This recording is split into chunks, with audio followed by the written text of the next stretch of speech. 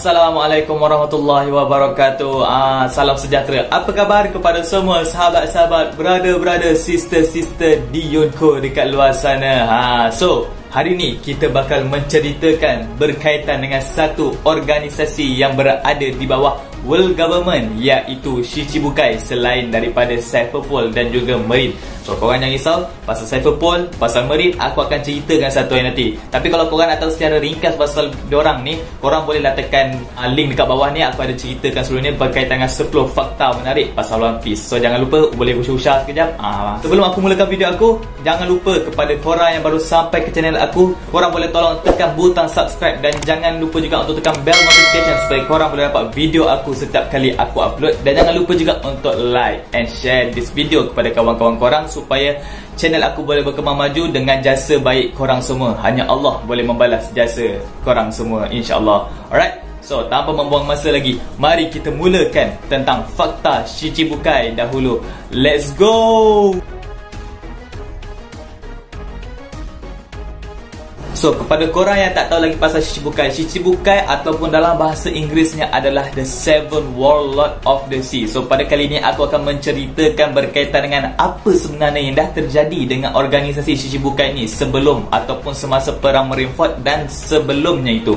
So, kalau korang nak tahu, korang kena tunggu sampai habis video, sebab hujung-hujung video aku akan ceritakan sebenarnya apa yang bakal terjadi. Sebab pada awal video ni aku akan menerangkan kepada korang setiap daripada 8 karakter Shichibukai. Sudah, Shichibukai cakap 7 Warlord je, tiba cakap 8 lah. Tak apa. Jadi aku akan bagi tahu korang semua. So, jangan risau. So, mari kita mulakan dengan Shichibukai yang pertama, iaitu Dracul Mihawk. Dracul Mihawk atau lebih dikenali dengan nama gelarannya iaitu Takanome no Mihawk. Wah, gila kita boleh cakap bahasa Jepun sudah. Alright, so gelaran lain yang lebih terkenal lagi Mihawk ini adalah dengan gelaran yang paling hebat dalam cerita One Piece ni, iaitu The Greatest Swordman in the World. Gila kau. Dia telah melakukan debut dia ketika dalam Baratie Arc, di mana sewaktu itu Dracul Mihawk sedang mengejar Pirate Dawn Creek selepas diorang gagal untuk masuk The Grand Line. Disebabkan itulah Mihawk ini mendapat satu gelaran cukup hebat disebabkan kemampuan dia dalam menggunakan pedang. Dia ni bukanlah Devil Fruit user sebenarnya. Dia tak ada kuasa Devil Fruit pun sebenarnya. Tapi disebabkan oleh kemahiran dan juga kena mempertahankan diri dia dalam menggunakan pedang, menyebabkan dia telah digelarkan dengan gelaran The Greatest Swordman. Disebabkan dah tak ada sesiapa dah boleh lawan dia lagi. Dah tak ada siapa boleh tewaskan dia lagi kalau nak berlawan dengan dia guna pedang. Aku rasa kalau Yonko lawan dia pun mungkin agak sukar lah. Mungkin boleh terciduk juga aku rasa. Gitu-gitu kan. Alright, so fakta lain berkenaan dengan Dracul Mihawk ni. Dracul Mihawk ni selalu membawa 2 jenis senjata. Satu adalah pisau Kotagana dan satu lagi adalah Black Sword Yoru. Kalau pisau Kotagana tu, kalau korang nak tahu, adalah dekat dia punya leher. Kalau korang perasan dekat leher dia ada lambang salib sebenarnya. Tapi sebenarnya tu bukan lambang salib sekadar lambang salib saja je. Dalam lambang salib tu ada dia punya pisau Kotagana tu yang digunakan untuk mengayam-ayamkan si Roronoa Zoro tersebut pada waktu Baratie Arc, di mana kita boleh lihat Roronoa Zoro betul-betul struggle gila nak tewaskan dia, sedangkan dia boleh je main keting-keting macam tu je. Padahal dia guna pisau potong sayur mak kita je pun. Zoro pakai sampai 3 pedang, dia pakai pisau kecil tu je. Kotagana namanya, ya kan. Tapi kalau kita nak tengok dia punya kemampuan dalam gunakan pedang besar dia tu, ya, kita boleh pergi tengok dekat Marineford punya war. Memang padu. Dia punya hebat dia tu, dia boleh slash iceberg tu yang dibuat oleh Aokiji tu, macam tu je aku macam.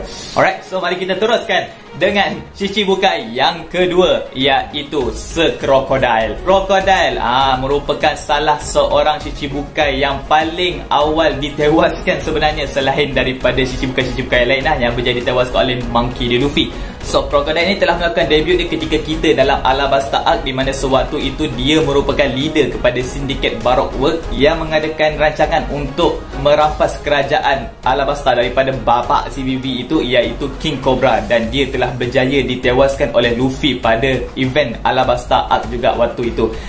Crocodile merupakan seorang Devil Fruit user dan dia telah memakan buah yang memberikan dia kemampuan untuk memanipulasi pasir. Boleh memanipulasi pasir. Bukan saja memanipulasi pasir, sebenarnya dia kalau pegang orang, kalau dia pegang kau, dia boleh jadikan kau kering sekering-keringnya. Itu adalah salah satu kemampuan dia lah. Dan setelah Crocodile ini telah berjaya ditewaskan oleh Monkey D. Luffy ketika di Alabasta Arc, dia telah diletakkan di Impel Down sebenarnya. Dan kemudian debut yang seterusnya adalah kita berjumpa lagi dengan Crocodile sewaktu di Impel Down, sewaktu di mana Luffy sedang cuba untuk melepaskan Ace daripada penjara Impel Down. Dan sampai sekarang Crocodile memegang jawatan ataupun role sebagai banduan yang terlepas daripada Impel Down. Alright, Shichibukai yang ketiga adalah Don Quixote Don Flamingo. So Don Quixote Don Flamingo ini telah melakukan debut dia ketika di Skypiea Arc. Kalau korang nak tahu, dia ni buat debut pada waktu itu adalah sekadar untuk menghadiri perjumpaan dan mesyuarat bersama-sama dengan Gorosei ataupun The Five Elders dalam World Government untuk membincangkan berkenaan dengan tewasnya Crocodile, untuk membincangkan berkenaan dengan Monkey D. Luffy, dan juga untuk membincangkan berkaitan dengan siapa yang berhak ataupun layak untuk mengisi jawatan Shichibukai untuk menggantikan tempat Crocodile ni suatu itu. Devil Flamingo ini merupakan seorang Devil Fruit user dan dia telah memakan buah Itonomi yang bertaipkan Paramecia sebenarnya, yang memberikan dia kemampuan untuk mengawal ataupun memanipulasi benang. Gila kau, memanipulasi benang. Bukan kaleng-kaleng tu. Kalau mak kita kurang benang untuk jahit, kita boleh lah minta dia kan. Alright. So dia punya kemampuan dalam menggunakan Devil Fruit dia ni dah sampai ke level advance. Sebab bila seseorang tu sampai ke level advance, contohnya macam Don Flamingo, dia boleh menukarkan ataupun mengawal sekelilingnya menjadi benang. Dan bukan boleh tukarkan objek sekeliling menjadi benang je, dia boleh salut juga benang-benang dia tu dengan haki sebenarnya. Aku cakap memang padu lah. Dan inilah dia buat sewaktu menentang Luffy ke sewaktu di Dressrosa. Dan Don Flamingo ini merupakan salah satu karakter yang paling banyak role dia dalam cerita One Piece. Selain daripada pirate, dia jadi Shichibukai. Selain daripada Shichibukai, dia jadi king ataupun raja dalam Dressrosa hasil daripada rampasan kuasa secara haram daripada King Riku sewaktu di Dressrosa. Dan dia juga merupakan seorang Tenryubito sebelum dia menjadi ataupun sebelum dia menubuhkan Don Quixote family dia sendiri. Dan dia merupakan seorang Tenryubito sebenarnya ataupun Celestial Dragon. Kalau korang nak tahu pasal Tenryubito, aku ada selitkan juga link dekat bawah. So jangan lupa untuk ushare sekejap. Kalau korang tak ushare lagi lah video aku itu, right? Alright. So Don Flamingo selepas ditewaskan di Dressrosa oleh Monkey D. Luffy, Don Flamingo telah diletakkan di Impel Down sampailah sekarang. Lupa sebenarnya sebentar tadi, sebenarnya Don Flamingo ni selain daripada role-role dia yang tadi tu, Tenryubito, Shichibukai, Raja pada Dressrosa, dia ni juga merupakan alliance kepada Yonko Kaido dalam menghasilkan buah Devil Fruit Smile sebenarnya. Selain daripada dia juga bekerjasama dengan Caesar Clown untuk menghasilkan Devil Fruit tersebut. Dan sebab itulah kita boleh lihat kilang Smile ada dekat Dressrosa pada waktu itu. Shichibukai yang seterusnya adalah Marshall D. Teach ataupun kita lebih kenal nama dia sekarang adalah Blackbeard. Kalau korang nak tahu, Blackbeard ataupun Marshall D. Teach ni telah melakukan debut dia ketika kita dalam Skypiea Arc. Waktu tu kita boleh lihat dia boleh bergaduh dengan Luffy sebelah-sebelah je pasal makan. Jadi sewaktu di mana selepas dia diserap ke dalam Shichibukai, dia telah melakukan role dia sebagai Shichibukai untuk menangkap Ace. Dan waktu itulah kita melihat kemampuan dia dalam menggunakan Devil Fruit dia punya kuasa. Dia telah memakan buah Yami Yami no Mi yang membolehkan dia memanipulasi kegelapan. Macam mana kuasa tu Dia bukan saja boleh memanipulasi kegelapan sebenarnya, tapi dia boleh serap kuasa orang lain. Macam mana cara dia? Sampai sekarang pun Oda tak tunjuk sebenarnya. Kalau korang nak tengok, korang pergi tengok dekat waktu event di Marineford di mana dia dah curi kuasa Shirohige untuk diserapkan ke dalam badan dia. Dan sekarang kalau untuk pengetahuan korang, dia dah ada dua kuasa, Yami Yami no Mi dengan Gura Gura no Mi. Memang padu lah dia ni. Shichibukai yang seterusnya adalah Gecko Moria. Gecko Moria telah membuat debut dia ketika kita dalam Thriller Bark Arc, di mana Luffy tak semena-mena telah pun mendarat di pulau tersebut dan terpaksa menewaskan Gecko Moria bagi mendapatkan balik bayang-bayang dia, Zoro dan juga Sanji yang telah diambil dan dicuri oleh Gecko Moria pada ketika itu. So Gecko Moria juga merupakan salah seorang Devil Fruit user dan dia memakan buah Kage Kage no Mi yang berikan dia kemampuan untuk memanipulasi bayang-bayang. Dia bukan Fang Stylo. Dia ni lemah. Dia adalah Shichibukai yang paling lembek sekali. Sebab apa? Dia tak ada kemampuan untuk bertarung secara fizikal sebenarnya. Dia cuma terlalu berharapkan dia punya kuasa tu dan dia letakkan dekat orang yang lebih kuat. Macam Ors tu ke, dia letakkan kepada orang yang kuat sampaikan diri dia tak berapa kuat sebenarnya. Sampaikan dia punya gelaran Shichibukai ini ditarik oleh World Government sendiri ataupun Gorosei sendiri sewaktu perang Marineford sebenarnya. Di mana kita boleh lihat World Government ataupun Gorosei telah memberikan arahan kepada Shichibukai yang lain untuk mengeksekusikan terus Gecko Moria sewaktu itu. Tapi dia tak matilah. Sebab kita boleh lihat lagi kehadiran dia sewaktu dia berjumpa dengan Blackbeard selepas perang Marineford punya event. Alright, so Shichibukai yang seterusnya adalah Bartholomew Kuma. Bartholomew Kuma, macam yang aku bagi tahu sebentar tadi, first debut dia dibuat bersama-sama dengan Doflamingo, tapi aku tak kira lah tu sebagai debut dia yang betul-betul. Kalau debut dia betul-betul adalah ketika di Thriller Bark Arc juga, selepas di mana Mugiwara no Ichimi berjaya menewaskan Gekko Moria di situ, dan dia diperintahkan oleh Gorosei untuk membunuh semua kumpulan-kumpulan Mugiwara no Ichimi bersama-sama dengan siapa-siapa yang ada dekat Thriller Bark Arc di situ. Alright, so Bartholomew Kuma juga merupakan seorang pemakan devil fruit juga, iaitu dia telah memakan buah Mikyu no Mi, ataupun dalam bahasa Inggerisnya adalah Pau no Mi. Pau macam kucing tu, kat tangan tu, itulah dia Pau tu lah. Dia menggunakan kemampuan dia lebih kepada teleportasi lah. Dia boleh teleportkan orang, dia boleh teleportkan diri dia, dan apa yang macam pelik, dia boleh keluarkan orang punya sakit lagi dalam badan dia. Macam dia boleh bentukkan satu Vex untuk keluarkan sakit seseorang tu daripada dalam badan seseorang. Macam itulah, itu yang dia buat kepada Luffy sebenarnya. Dan Bartholomew Kuma ini jugalah menjadi punca dan faktor kepada perpisahan kumpulan Mugiwara no Ichimi ini sewaktu di Sabaody Island. Sewaktu di mana mereka telah diserang oleh Kizaru, dia telah membuat satu tindakan yang drastik dan membuat tindakan yang begitu efisien sekali dengan memisahkan dan menghantar diorang semua ke pulau-pulau yang berlainan. Bukan yang seterusnya adalah Boa Hancock. Siapa tak kenal dengan perempuan paling cantik yang paling sukar untuk dilukis oleh Oda ini, selain daripada watak-watak wanita yang lain, iaitu Boa Hancock. Boa Hancock telah melakukan debut dia ketika di Amazon Lily, di mana waktu itu Luffy telah ditampur oleh Bartholomew Kuma dan dihantar sampai ke Amazon Lily, menyebabkan di situlah titik perkenalan dia dengan Luffy, dan itulah bermulanya bibit-bibit percintaan dia dengan Luffy, ya.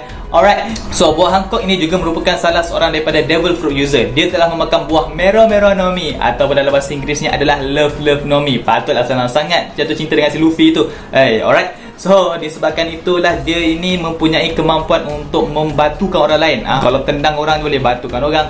Dan dia ini merupakan Empress ataupun Queen dekat Amazon Lily punya island, dan juga ketua untuk Lanun Pirate Kuja sebenarnya. Dan fun fact pasal Boa Hancock ni, dia adalah satu-satunya wanita yang jatuh cinta dengan si Luffy ni. Aku pun tak faham, tapi Luffy ni pula boleh tolak cinta dia.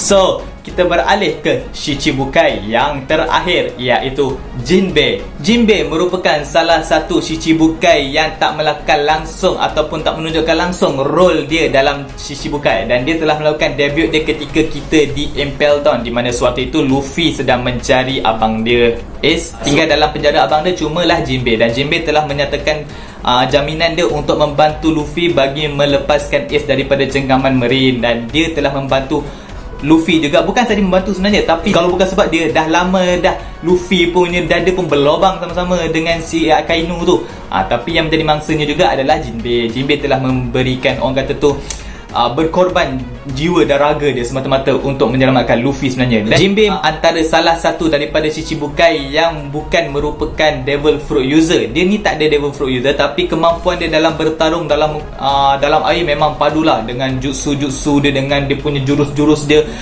Gyokin no Jutsu, benda jadah atau Kyojin, apa benda tak,